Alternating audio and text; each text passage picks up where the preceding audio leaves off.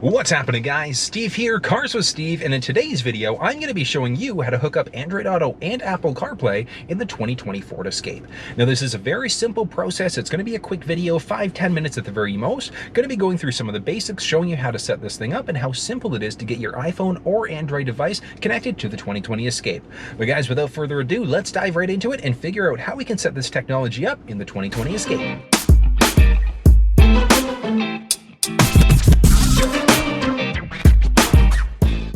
Now, before we dive into the technology side of things and how we actually get this thing set up, there's one thing to note.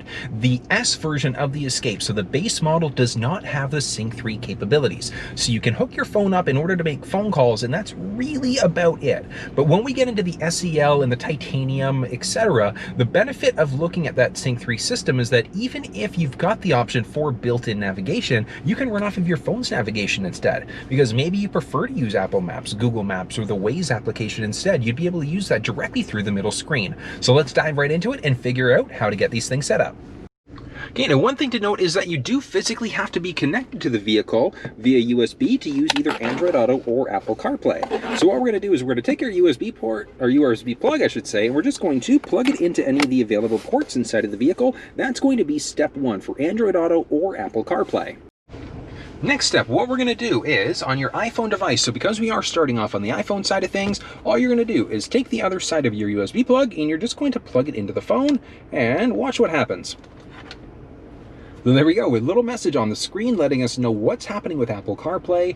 We do want to use CarPlay, so we're going to hit continue, and we have a few privacy terms of use that we need to agree to. Now, if you disagree with this, you won't be able to use CarPlay unless you agree, so just take that into account.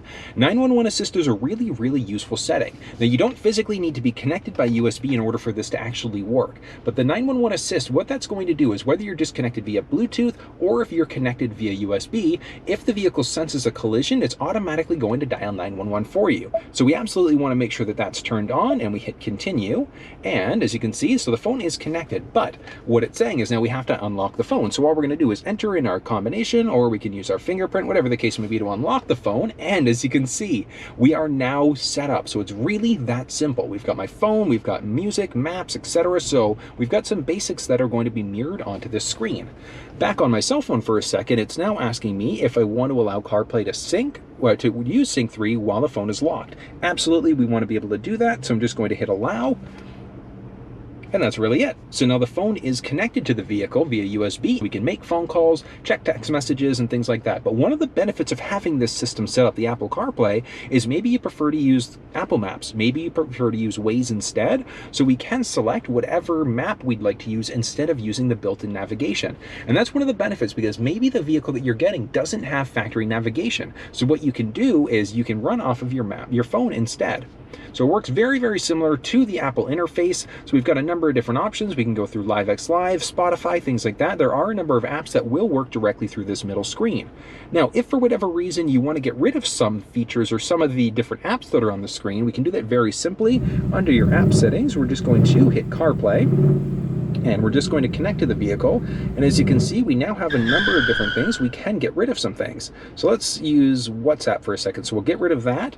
And jumping back on the screen, as you can see, it's now gone. So we can change around the settings. We can change around the way that these things look. Very simple. Just drag and drop the same way that you typically would through your iPhone device. Really nice. Now, if for whatever reason you ever need to get back to the home screen, so the regular Sync 3 home screen, we're just going to press that forward sync button, and that gets us right back into this setting again. We've got our map set up there, our phone, maps down there, Apple CarPlay, etc. Now, one of the nice things about running off of the maps on your phone is once you hit it, it'll run simultaneously on your phone and on the screen. So you can go based off of your phone and it'll automatically duplicate that onto the screen. So really nice. And we've got some hotkeys along the side as well. Really nice, really straightforward. And using things like Spotify or LiveX Live, you can go through and you'd be able to use it directly through the middle screen rather than having to run off of your cell phone. So again, really useful feature to have. That's how you set up Apple CarPlay inside of the Escape. Really that simple. In order to get rid of Apple CarPlay, we can also do that very simply. We can reset this thing to factory defaults, or all you have to do, simply unplug. As you can see, it's defaulted back to our phone going through Bluetooth instead and our factory navigation. settings there. As you can see, we also do have Apple CarPlay there, and we can have Apple CarPlay enabled or disabled. We can remove my phone that I've connected, and all we're going to do that is remove, yes, and my phone is now gone. Setting up Android Auto is a very, very similar process. So what we're going to do is make sure that we're connected via USB, and we're going to take our USB into our Android device, and we're just going to insert and give that a second. There we go. Android Auto, very similar message to what we just finished seeing for Apple CarPlay. We're going to continue. Same basic privacy and terms of use statements. Again, you need to make sure that you accept these or else you won't be able to use Android Auto or Apple CarPlay inside of the Sync 3 system. We're just going to agree to that, and as you can see, we are now in. It's really, really that simple. So nothing different, nothing's changed on my actual phone screen there. And now it's asking me if we want to allow contacts to download. We absolutely want to do that. And taking a look, access messages, we want to allow the vehicle to do that as well. Yeah, and let's go back to the home screen for a second. So now we can run off of our Google Maps, or I've got Waze installed on this phone as well. So you'd be able to use either map application directly through the middle screen. Some people prefer to use Waze, especially if you're an Uber or a Lyft driver. So being able to mirror that onto this larger screen is a huge, huge benefit. So taking a look there, we've got a number of other things. We've got some hotkeys for things that we are typically going to be using. Podcast button, our phone, we can exit out into our basic Sync 3 system there as well. And same thing, when we hit the Maps button, it's going to automatically default to whatever preferred map we've got. If you prefer to use the Google Maps or Waze, we can easily switch between either one. We've got the ability to use our voice in order to find a destination. We can turn off alerts and things like that and look at our notifications. So really, really neat. I love the fact that it's so easy to set this stuff up. It's literally just a plug and play solution. We can go through basic settings, calendar, and things like that. So very, very similar systems to Android or Apple devices. But that's how you get both of these things set up. So a very, very simple process for either one.